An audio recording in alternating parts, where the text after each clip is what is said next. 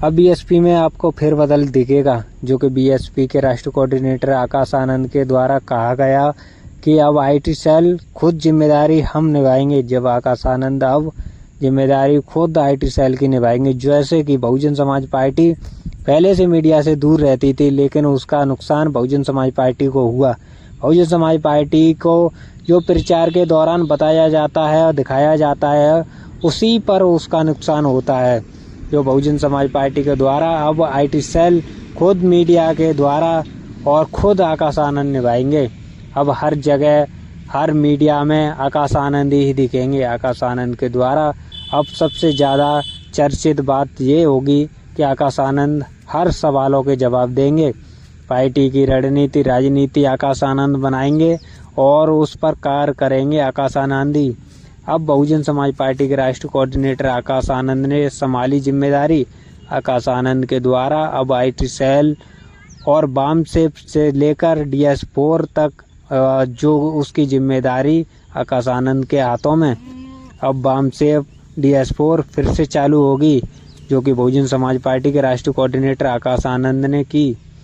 ऐलान के बाद में आकाश आनंद की भूमिका बीएसपी को आगे बढ़ाने की है।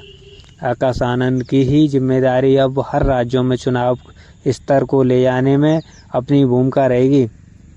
अब आकाश आनंद ही पूरे प्रदेश में, पूरे भारत के जितने भी राज्य में बहुजन समाज पार्टी का जनाधार है, उसको बचाने में कामयाब अपनी रणनीति बनाएंगे। दिल्ली से लेकर झारखंड, महाराष्ट्र लेकर मध्य प्रदेश, बिहार से लेकर उत्तर प्रदेश, पंजाब से लेकर उत्तराखंड तक आकाश आनंद की भूमिका रहेगी। हर राज्यों में आकाश आनंद अब की बार एक्टिव तरीके से दिखेंगे। वैसे तो बहुजन समाज पार्टी को आड़े हाथे हर कोई ले लेता था। हर पार्टियां बहुजन समाज पार्टी को अपना टारगेट बना लेती थी, उसका दलित वोट को छीनने में कामयाब रहती थी। लेकिन अब आईटी सेल आकाश आनंद के हाथ में आएगा। मीडिया में आकाश आनंद छाए रहेंगे और मीडिया से दूरी नहीं बहुजन समाज पार्टी अब बनाएगी, क्योंकि बहुजन समाज पार्टी ने बहुत दूरी बनाते हुए देख लिया कि हर चुनाव में बहुजन समाज पार्टी को ही एक टारगेट किया जाता है। बहुजन समाज के जो कि दलित समाज को ही एक टारगेट किया जाता है, जो कि हर राजनीतिक पार्टियां अपनी रोटी सेकने में कामयाब होती हैं। जैसे कि अब बहुजन समाज पार्टी ने अपना टारगेट चेंज कर दिया है। बहुजन समाज पार्टी अब इसी समीक्षा बैठक में यही फैसला लेती दिख रही है कि अब बहुजन समाज पार्टी के द्वारा जो कमियां थी बहुजन समाज पार्टी में, बीएसपी के द्वारा जो कमियां थी बहुजन समाज पार्टी की, बसपा सुप्रीमो मायावती के द्वारा जो कमियां गिनाई जाती थी, वो कमियां अब आकाश आनंद पूरी करेंगे। आकाश आनंद अब पूरकस अपनी जिम्मेदारी निभाएंगे और वो अब राजनीति में पूरे एक्टिव तरीके से दिख रहे हैं। आकाश आनंद की अब बीएसपी में कद बढ़ा।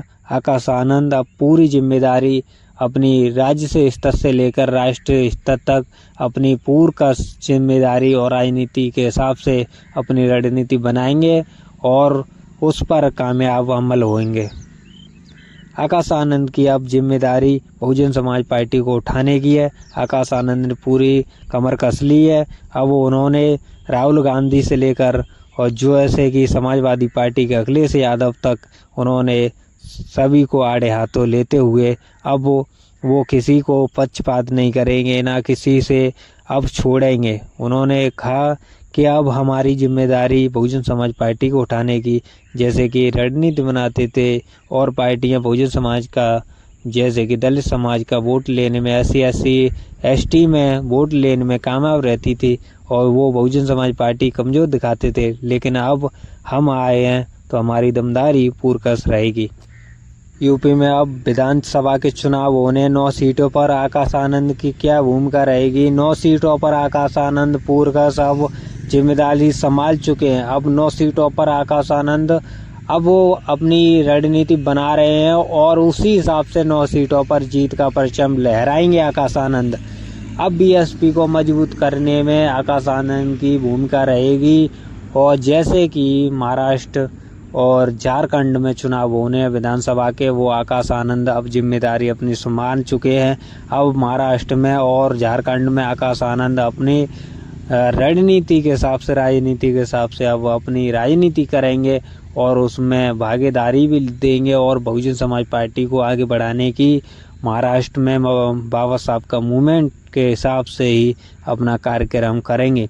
चौपाल जाकर अपने चौपालें लगाएंगे और गांव-गांव जाएंगे, समझाएंगे, वोटरों को लुभाएंगे, अपनी तरफ खींचने की, आकर्षित करेंगे अपनी तरफ आने की और दावा वादा भी करेंगे आकाश आनंद।